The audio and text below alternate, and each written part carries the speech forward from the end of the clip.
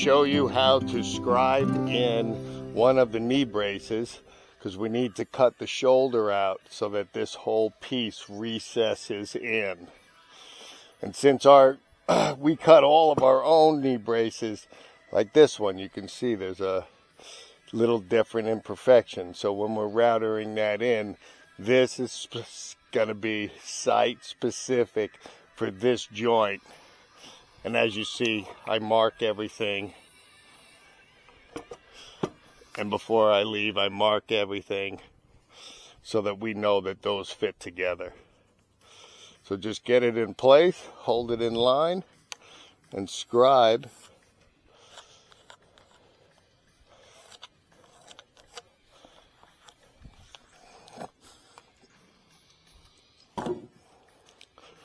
So now what we need to see, we don't have an angle there. I'm going to need to router that out with this pattern here so that it matches specifically that piece.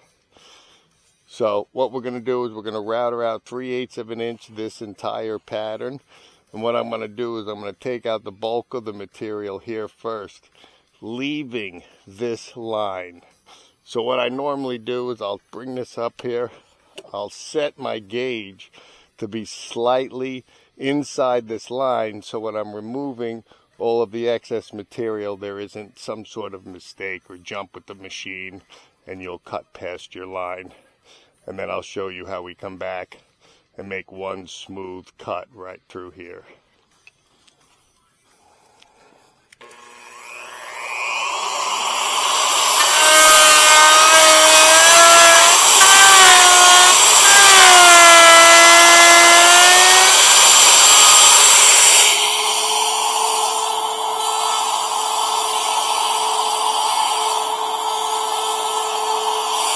I just set my jig slightly less than this line, and we're going to just remove all of the material.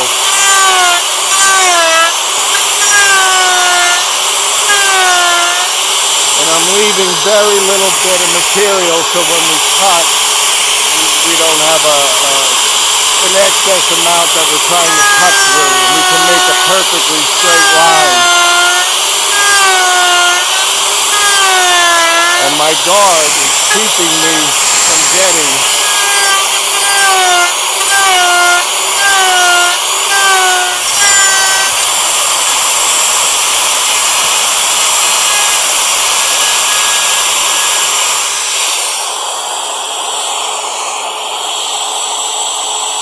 Now I'm resetting my gauge, that last little 1/16 of an inch.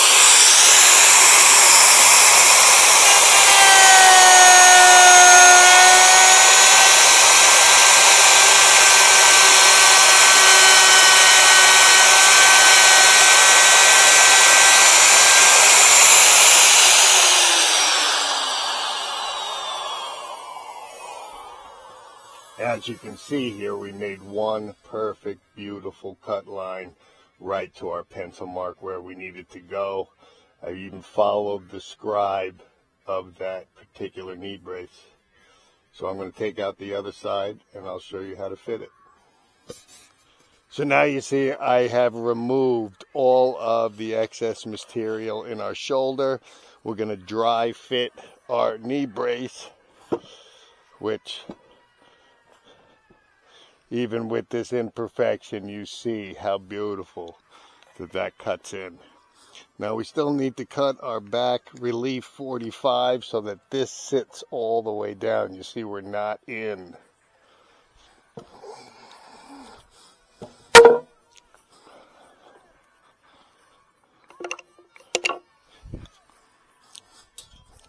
You should give yourself a straight line if you're not completely used to using chisels.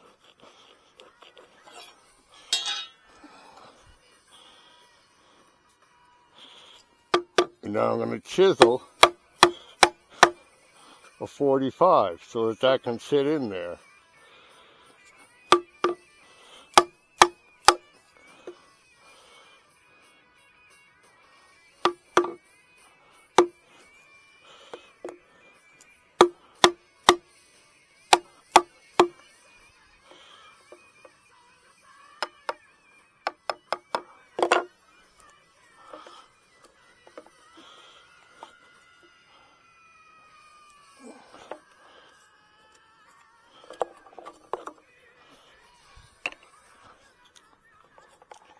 Hopefully that's not going to mess with us with our dry test.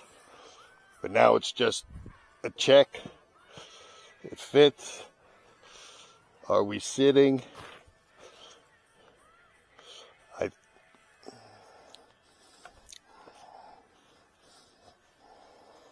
I draw a line across here. So when I pull it up, I'm looking to see if I'm sitting all the way even. And I can tell right here that I need maybe another 1/16, which I need to just clean this piece up right there.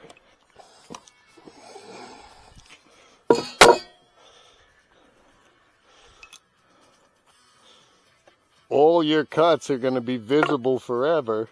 That's the beauty of a timber frame, so you need to take your time. You can't add wood, but you can always chisel more out.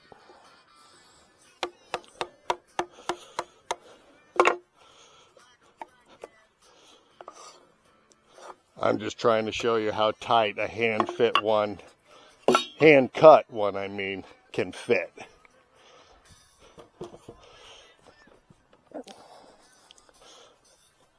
And boom, we're down, we're in, we're sitting, we're slightly touching right here. So we're going to need to just that little bit. Again, this is hand cut oak, so it could be slightly, you see, this pattern is slightly different than perfectly square.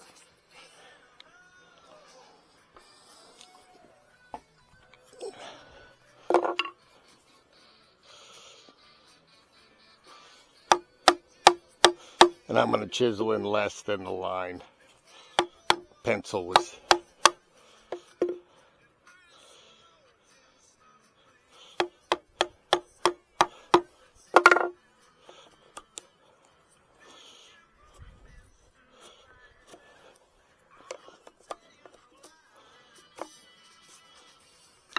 Okay. I'm sure it's going to fit this time. Boom. And now you see that the line is not at the bottom anymore, so we're underneath. So this has been pulled in and we're sitting tight. So that's how you set a knee brace. Okay, last pocket that we need to make, because the joist cannot be dovetailed like the rest of them, because we made an extended post so that we can have a railing. So what we're going to have to do here is make a pocket for the two outside posts only, and then they'll sit dovetailed to the inside wall. So we know that this is, one, got to be level with the top. The beam that we're actually using is a 6 by 10. So I'm going to do my mark out. I'm going to mark my 10. And we know it's 6 inches and we want to be flush with the outside. So I'm just a hair under 6.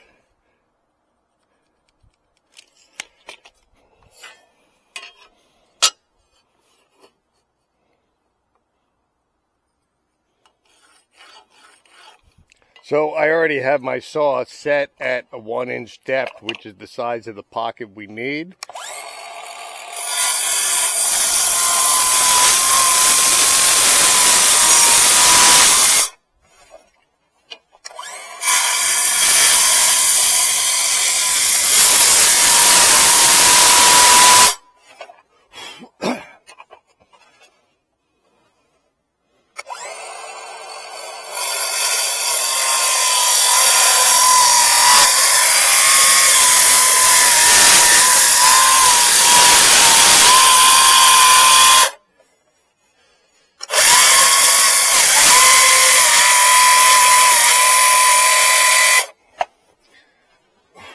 I'm going to finish the corner with my chisel.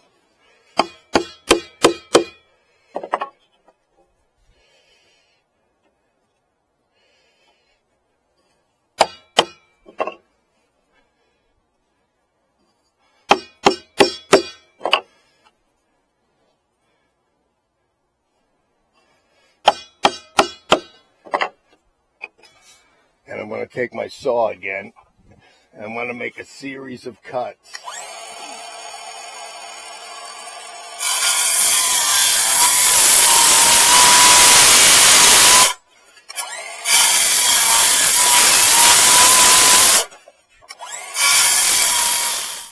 Okay, so now you've chopped out all the slag that you have, and because you used the saw, the actual cuts in here are going to give you a pretty good indication of the level of the wood of where you need to plane down. Since it's a saw back here, it's round, so naturally we're going to have to chisel out.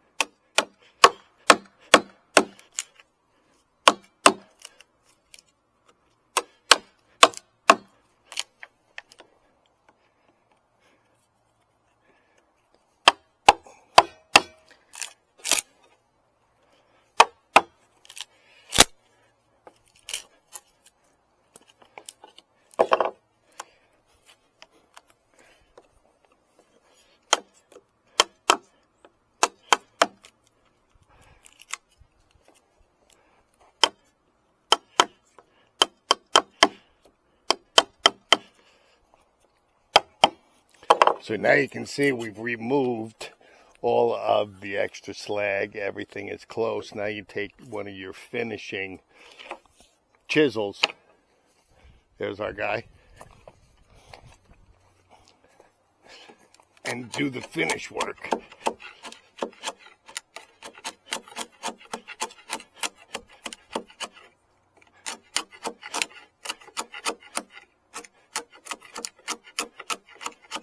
Okay, I've cleaned everything up with our Robert Sorby inside. You can see that we've chiseled it down just above where my cut lines are. So I know that I've got a flat surface.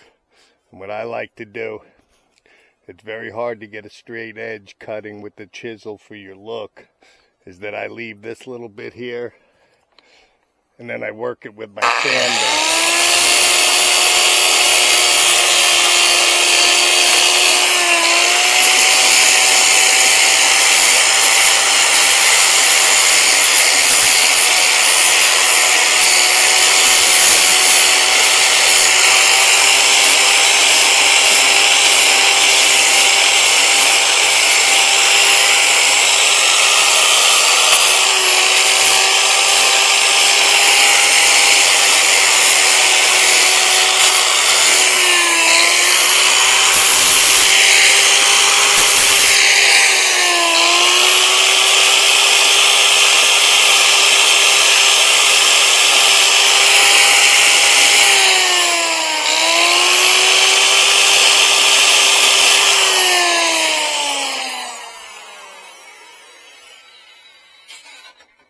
And that's how I keep a perfect edge when I'm using this. And while the sander's in there, I give it a little quick cleanup so that the wax will hold good.